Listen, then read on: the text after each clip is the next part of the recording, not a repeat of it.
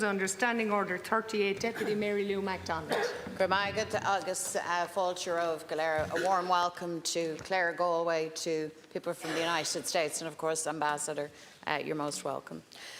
Taoiseach, more than 1 million households will be hit with big hikes in their electricity bills this month. This morning, we have further proof of what we have been saying for a long time, that energy companies are brazenly ripping off customers in Ireland. Irish energy bills are 3 times higher than the wholesale cost. That's price gouging, plain and simple, a rip-off, plain and simple. A new report from the International Energy Agency reveals that these companies are refusing to pass on the drop in wholesale price to their customers. Big energy companies are making bumper profits on the backs of working households, and hundreds of thousands of those already can't afford to pay their bills. Fianna Fáil and Fine Gael see this energy rip-off happening, but you stand back and do nothing. You refuse to take on the energy companies, and you vote down our proposals to get energy costs under control. And worse still, in last week's budget, you removed energy credits from hard-pressed households. Your deference to the energy companies is, of course, in keeping with the terrible budget you announced last week.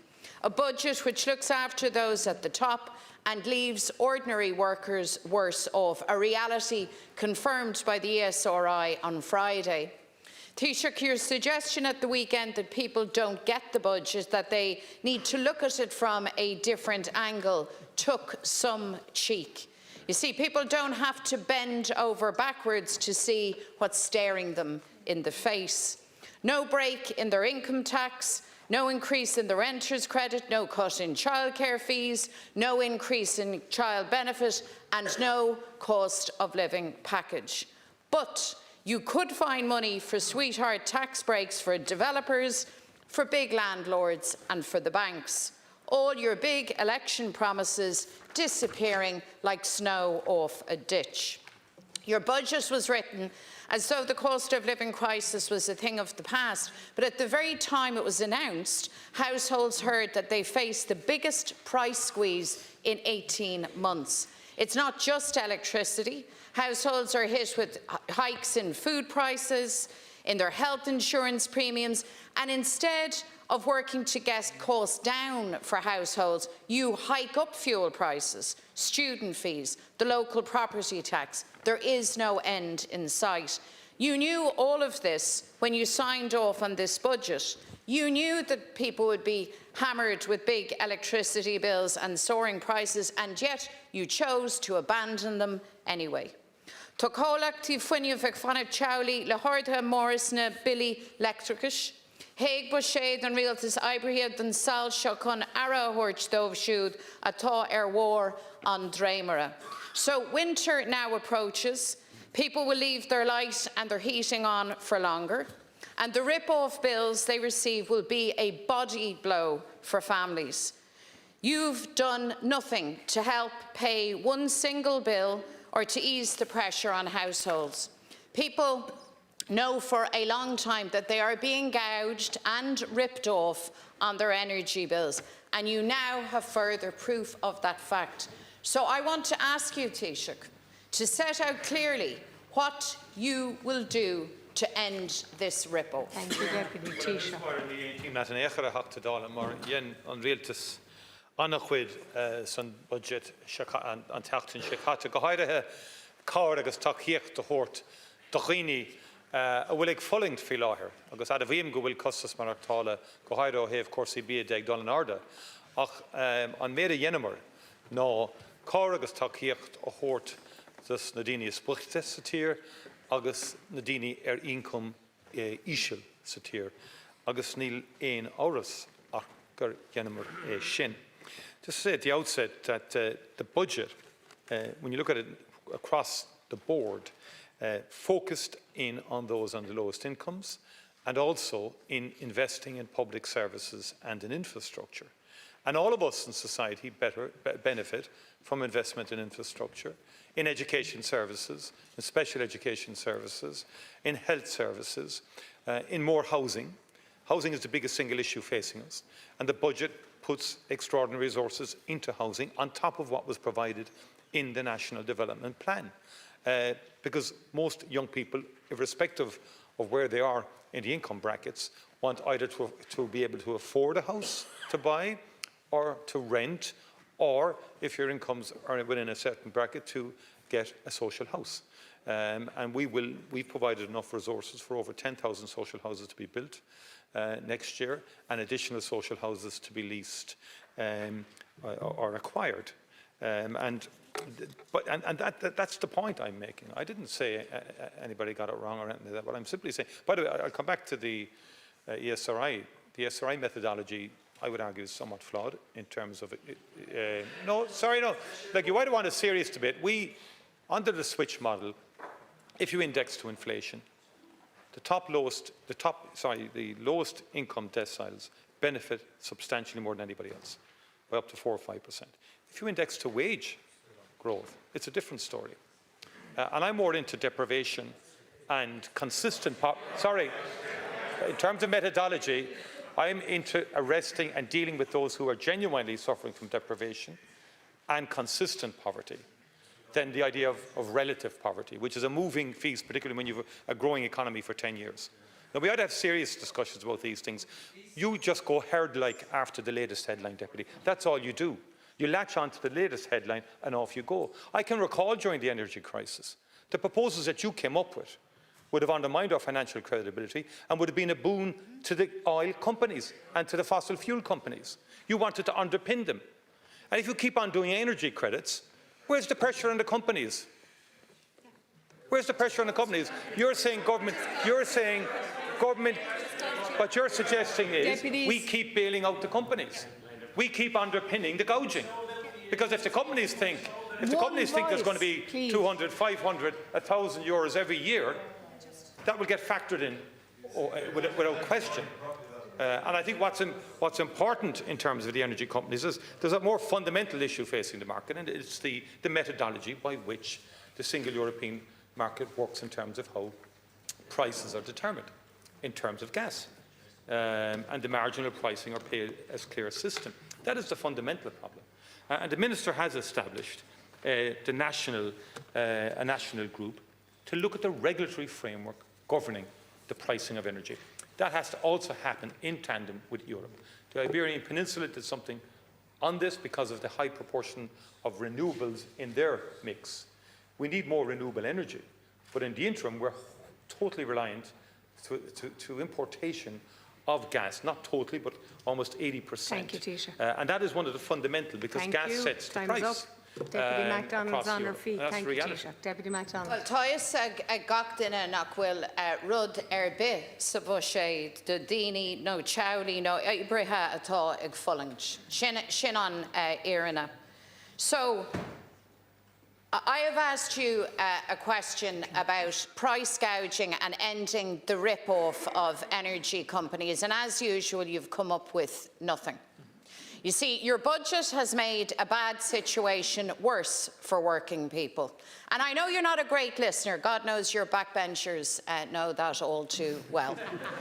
But you might afford to the general public the courtesy of actually hearing what you are being told loudly and clearly. Workers and families are struggling and struggling hard. The ESRI has confirmed that you've left them worse off with your budget.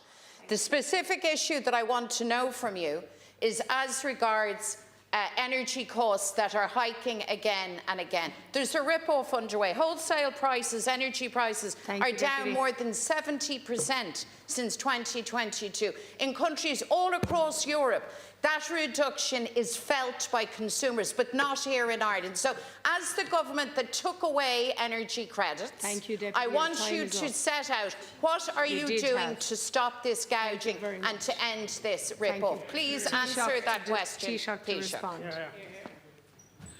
Deputy, we know that energy prices in Ireland are high, and there's a number of factors. The fundamental factor is the broader regulatory framework that governs the pricing of energy. Gas being the issue. Gas sets the price, and we're at a disadvantage in that respect, but also the dispersed nature of our grid. We've the eighth highest electricity prices among the EU 27 when adjusted for purchasing power parity. That's where we are right now. And the Minister has established a National Energy Affordability Task Force to deal with this issue, to identify. But the ESR used a different methodology, the one that we used last week in terms of how we utilised the switch. Deputy, please allow the answer. This is well known. But I thought you were saying you're clearly not listening, Deputy. You're interrupting all the time, as your colleagues do all the time. Your time's up. And the bottom line is that you either wanted, and I always remember your intervention during the energy crisis. It was the Liz Truss intervention, if you remember. Thank you. You copied, paste and copy of Liz Truss. And thanks be to God we didn't accept your proposals. Because look what happened, Prime Minister Truss, and the markets and everything else in the UK economy at the time. Bacik of the Labour Party. Gurmagad Cairns, I want to say Fáilte Rómh go léir to all our visitors in the gallery and in the Distinguished Visitors Gallery. Taoiseach, you've just said that housing is the single biggest issue facing us. I think we all agree on that.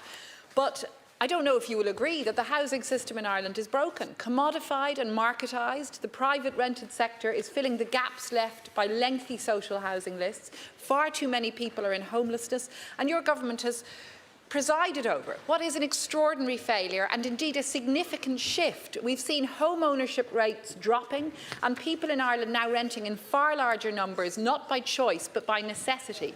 Yet your government has failed to update the law to protect renters. And the irony is the private rented sector receives plenty of public money, but through measures which don't address the root causes of the crisis. And there was nothing in last week's budget to offer that radical reset of housing policy that's so badly needed. And indeed, Taoiseach, with the rental accommodation scheme, with housing assistance payments, the state has taken responsibility off itself for housing those who should be in social housing. And all of us know, in the private rented sector, we see thousands of would-be social tenants and thousands of would-be homeowners who are lacking substantial protections in terms of security of tenure, affordability of rent, and indeed the ability to make their home their own.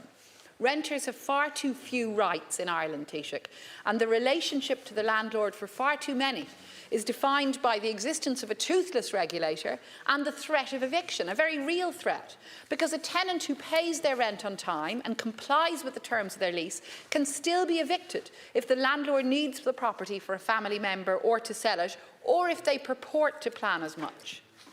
And the very worst manifestation for renters, Taoiseach, of the lack of rights is the threat and the reality of eviction. Landlords continue to possess that broad liberty to evict tenants for no good reason, and we know that evictions are driving homelessness. So to stop evictions, the tenant in situ scheme was supposed to be the safety net, funding councils to buy properties if tenants are at risk of homelessness. More than 2,500 households have been kept with a roof over their heads by the scheme, but unfortunately your government is not sustaining it. Its funding is uncertain.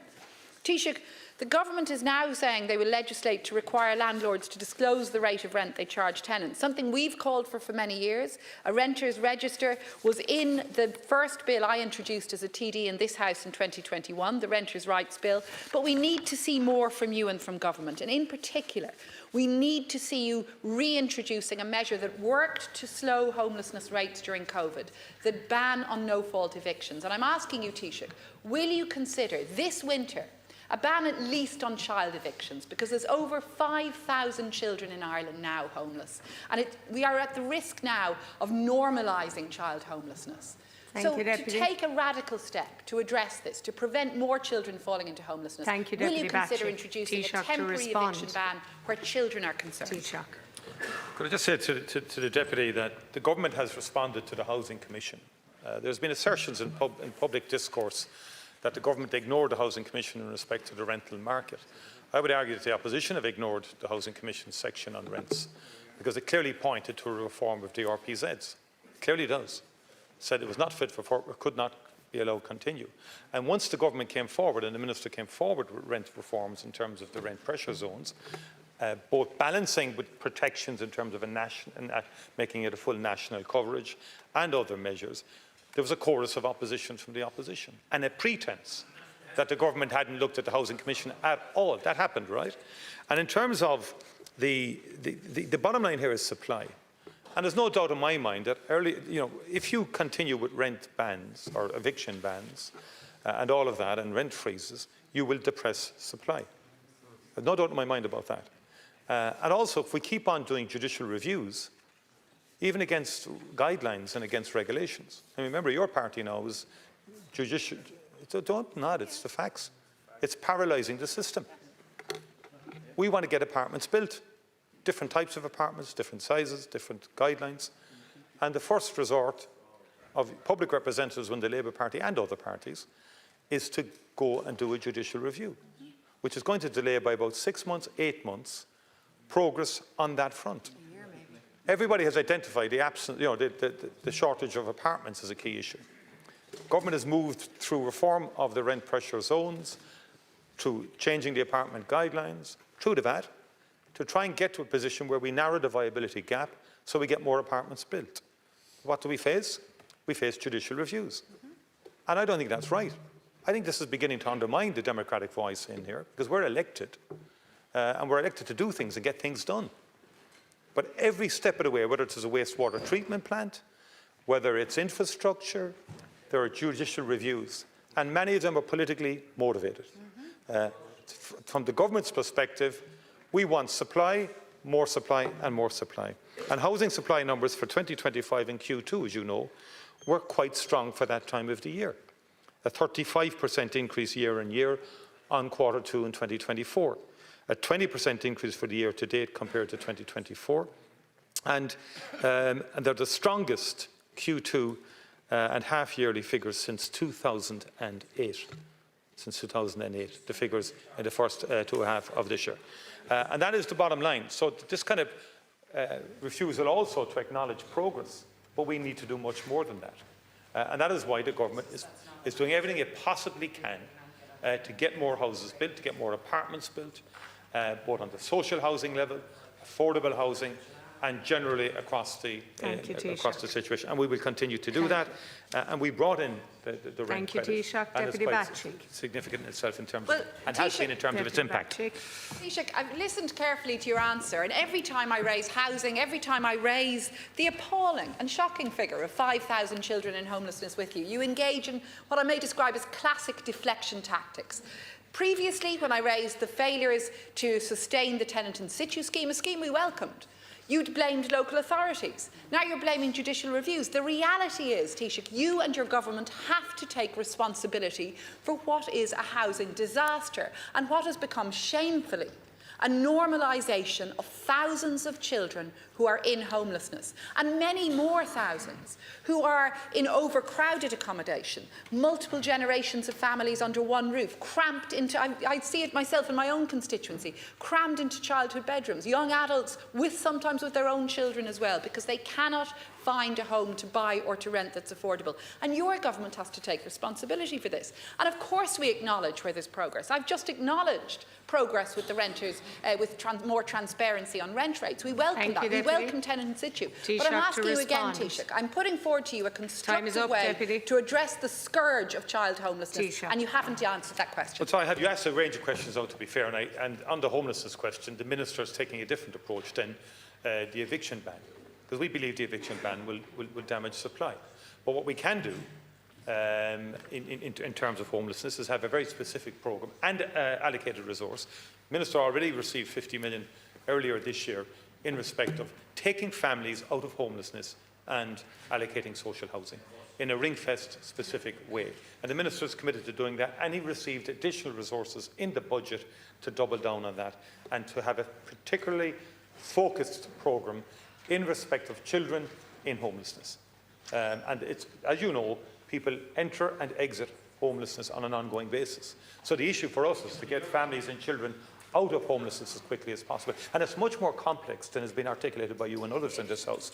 Much more complex homelessness is today, and you know that. And that's why there will be also legislative changes to some aspects of what is going on as well. Thank you, Taoiseach. Thank you. We call now on Deputy Holly Cairns of the Social Democrats. Good morning, Cairns Corla. Taoiseach, this government is clearly in panic mode. Your new housing plan was supposed to be published in July and there's still no sign of it. Instead, what we've seen is a succession of measures that all have one common feature: throwing more public money at developers in the desperate hope that the market will deliver. We've been here before and we know how it ends: soaring house prices and rent prices and a broken housing system. Taoiseach, I'm sure you don't need me to tell you that there is more disastrous news in housing today. Construction activity is down again for the 5th time in a row. And just to be clear, your target for this year, for 2025, is 41,000 homes. We're now halfway through October, so we have a pretty good idea of where it's going to go. And according to the Central Bank, you're going to miss your housing targets again, this time by 8,500 homes. So Taoiseach, people are really sick of hearing you say that your approach to housing is working despite every metric proving otherwise. At some point, this government is going to have to face reality. Your housing policies have failed. We need new thinking. The state needs to step up and deliver affordable homes. It needs to radically change course, like your own Housing Commission has recommended. Because the fact of the matter is, your approach hasn't worked, it's not working now, and it's not going to work. Budget after budget, people in their 20s, 30s and 40s are looking on, still in their childhood bedrooms, missing out on milestones, relationships, career opportunities, having a family, unable to plan their future or put down roots in a community. All while they look at headlines about record budget surpluses. The disconnect is just staggering. Taoiseach, people have been listening to governments promising to address the housing disaster for more than a decade now. So I understand that many people out there just feel despair and hopelessness. But there are solutions. The Social Democrats have a huge range of policy proposals that could make a real difference, like the Homes for Ireland saving plan to use some of the €160 billion just sitting in deposit accounts earning no interest, our plan to build a modular homes factory to turbocharge the delivery of affordable homes, but instead of adopting them or even examining them, you'll just plough on with the same old failed approach. Taoiseach, my question is, when is the government going to publish your housing plan? And is it planning to do anything different? Thank you, Deputy Taoiseach. First of all, I would reject completely the analysis of the Deputy. I mean, we've been listening to a lot of empty rhetoric on the side of the opposition in respect of housing. And as I said earlier, housing supply, it's not where we want it to be, but it's significantly way up on where it was 5 years ago on an annual basis. And the second quarter this year were very high figures, the highest since 2008. No, they need to be. And we need to get to 50,000 houses. Now, your savings plan isn't going to do that this year, next year, the year after. Let's not pretend it would. There are factories out there in terms of modern methods of construction. I have visited them. So just sort of saying we would create a new factory for modular isn't going to change the dial. And they're out there. Modern methods of construction is now fully integrated into our house building operations. And we're continuing to work on that because it is an important dimension to housing. The Housing Action Plan will be published certainly within the next 5 to 6 weeks. But of course, we didn't wait for the Housing Action Plan. We've brought in a range of measures since the beginning of the year, most of which you have opposed. As you've opposed most measures in respect of housing, from the Planning Act right through. And this budget allocates significantly more resources, again, on very substantial state investment in housing. 20% increase in overall funding to housing. Like I heard Deputy Bacik talk about a marketified name of God, it's the state is investing overwhelmingly in housing today. The state. It's the state is investing. And look, that's across a broad sweep of housing policies. What has to happen is the state funding has to be balanced by private sector finance. I know you hate that. You've an instinctive ideological opposition to that, which I disagree with. Until we get a significant financial investment from the private sector in housing, we're not going to get to 50,000. The state can't sustainably finance on its own the building of 50 to 60,000 houses for the next decade. So strategy and policy must reflect a continuance of unprecedented government investment, but complemented and supplemented by private sector investment. That is the clear strategic approach of government. And it's not panic mode, it's anything of the sort. But it's relentless and it's focused. And we're not going to be sidetracked by populist short-term declarations or announcements or sound bites that look good. But sound bites don't build houses, Deputy. And I am absolutely committed, along with the Minister and the entire government, to dealing with the housing issue as a constant priority. And that is reflected in the budget. And yes, we didn't go the income tax route and other routes. Why? Because we wanted a 20% increase in housing.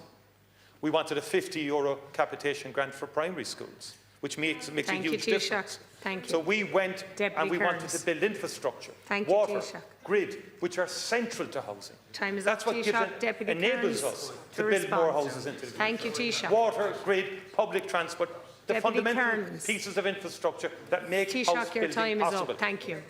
Deputy Kearns.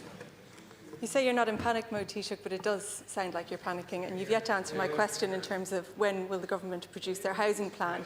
It is still One delayed. voice, deputies, please. There's acknowledging the role of the private sector, Ceann Comhairle, which we do, and then there's completely and utterly relying on them, which is what you do.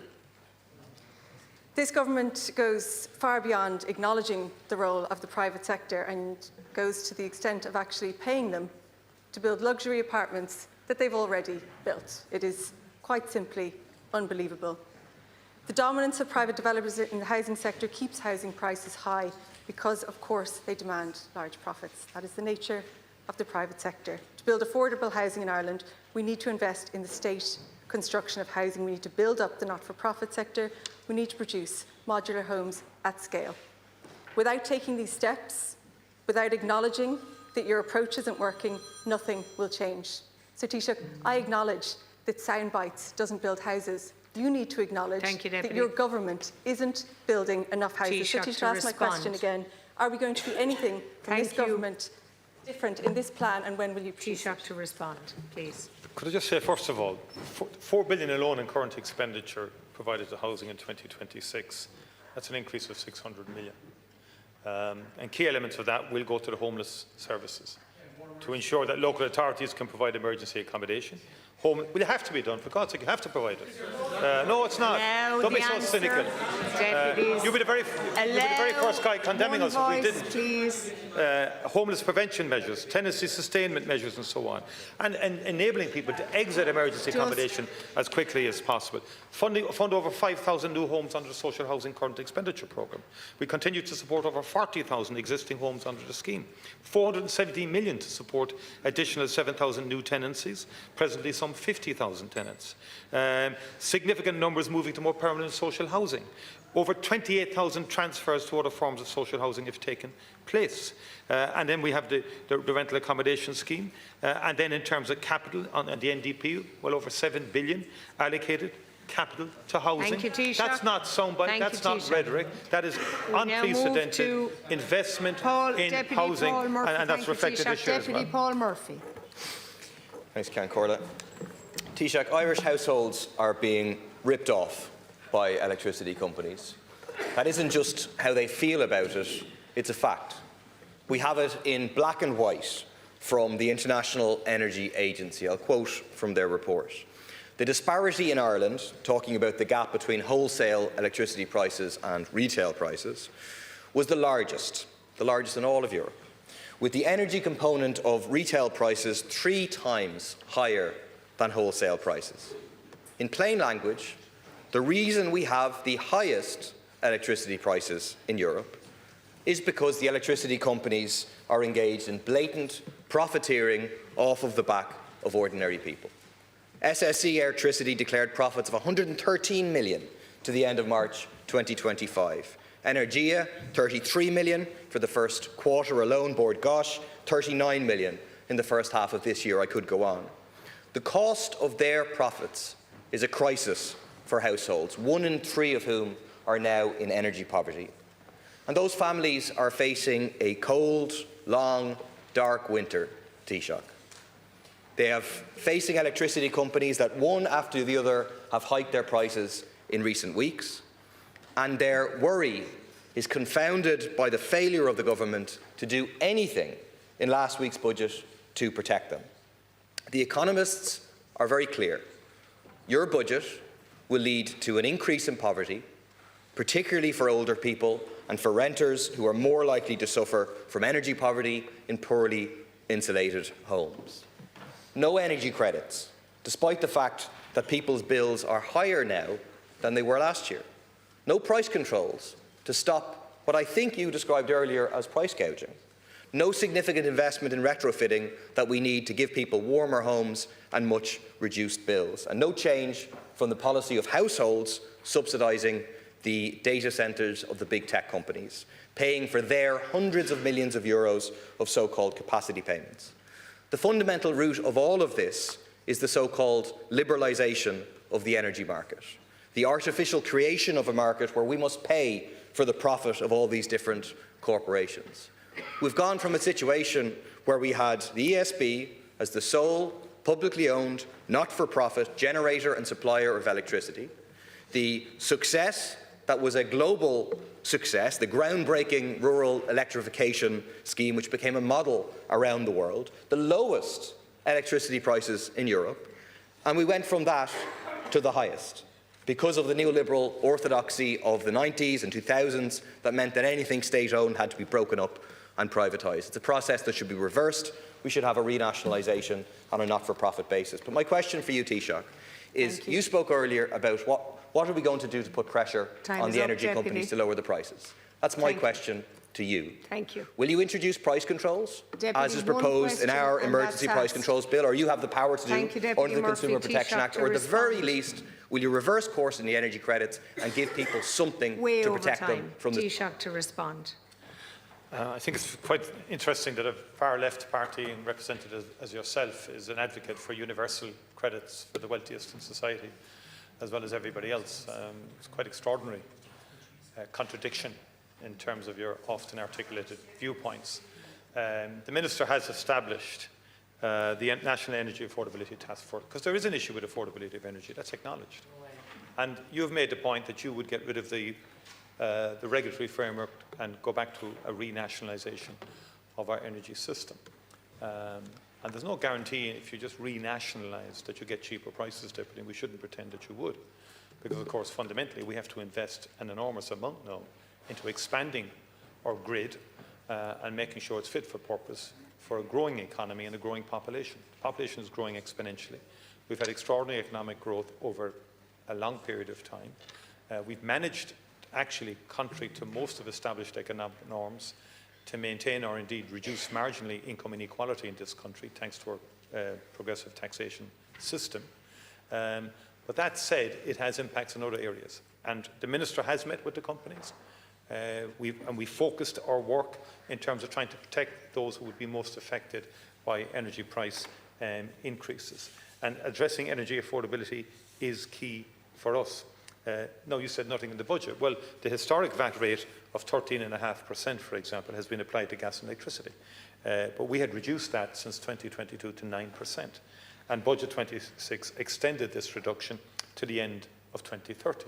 If we hadn't done that, that would have meant significant increases in electricity prices and gas prices. The fuel allowance has gone up up to €38 per week now. That's an increase of more than 15%. And that would provide additional 140 to cover up to over 460,000 recipients during the annual fuel allowance season. And that payment has been expanded to include those in receipt of the working family payment. So targeting our resources to those most in need, I think, makes sense. In addition, our retrofitting programme has been quite impactful, reducing many households' energy bills. About £500 million plus has been allocated for residential and community energy schemes. 280 million has been specifically allocated to the Warmer Homes Scheme, which provides free retrofits to households in energy poverty. And in 2024, this facilitated nearly 8,000 energy upgrades in low-income households. And we've also taken action. You mentioned it. We did, during the height of the energy crisis, provide energy credits. But for sustainable public finance reasons, it makes sense, I think, that we target our resources through retrofitting, through warmer home programmes, of those who would be most impacted. And then the Minister is working with the companies and making sure that Gormaigh no one's cut Taoiseach. off and that there's hardship Gormaigh. funds there to help people more generally who could get into difficulty as a result of increased energy prices. Taoiseach, earlier you posed the question, what are we proposing to do to pressurise the energy companies to lower the costs? And I put forward that we should put forward, we have a bill already to have price controls, so to stop the blatant profiteering. And I put back to you, what are you going to do? And the answer, it appears, is nothing. Well, you mentioned a bunch of things that have already been done. You're standing over the withdrawal of the cost of living supports. And the impact of that is going to be deeper poverty. I mean, it was spoken about that this is a budget for child poverty. It absolutely was a budget for child poverty, to increase child poverty. You can look at the report of the Parliamentary Budget Office, an impartial office, which says that income poverty rises nationally from 11.7% in 2024 to a forecast level of 13.2% in 2025 due to the withdrawal of the cost of living package. Income poverty rates rise most for the elderly, from 13.3% in 2024 to a forecast level of 19%. Child poverty also increases. Your budget increased poverty in this state. Thank you. We have evidence now that people are being ripped off by the energy companies who are charging 3 times what they're paying for the electricity. Deputy, 3 times. Taoiseach, And you're saying we'll do nothing about it. Deputy, We won't do the price control. Power under the Consumer Protection Act to introduce price controls to stop this profiteering, and people want you to act. Deputy, that is out of order. We will not be introducing price controls. They failed in the past and they would fail again. In terms of child poverty, in terms of consistent poverty is the key metric, not relative poverty. You didn't qualify which you were talking about. Consistent poverty is what we have to deal with. And our child poverty programme in the budget was very significant, highest in a long, long time. And the once-off payments were just that for 2 years in a row and before that. During COVID, we had to intervene, and during the energy crisis. They're not sustainable over a decade. They can't just keep going on, because we don't have we would not have sustainable public finances if we went down that route. And equally, it is arguable that very wealthy people don't need an energy credit. You're arguing that they do. I find that incredible. We do tax, and we have a very progressive tax system, which basically means that our income inequality has reduced despite very significant, strong economic growth. We believe in enterprise, you don't. Now, you have a broader view of how markets and economies should run, and that is fundamental to every particular specific proposal that you bring in on a given issue in here. It has to be seen in the overall round in terms of what kind of society you want. I would respectfully suggest the Irish people don't quite want the society that you advocate for. Now, and that concludes Leaders' Questions. We move to the order of business. In accordance with Standing Order 35, I call on the Chief Whip, Mary Butler, to move that the arrangements for this week's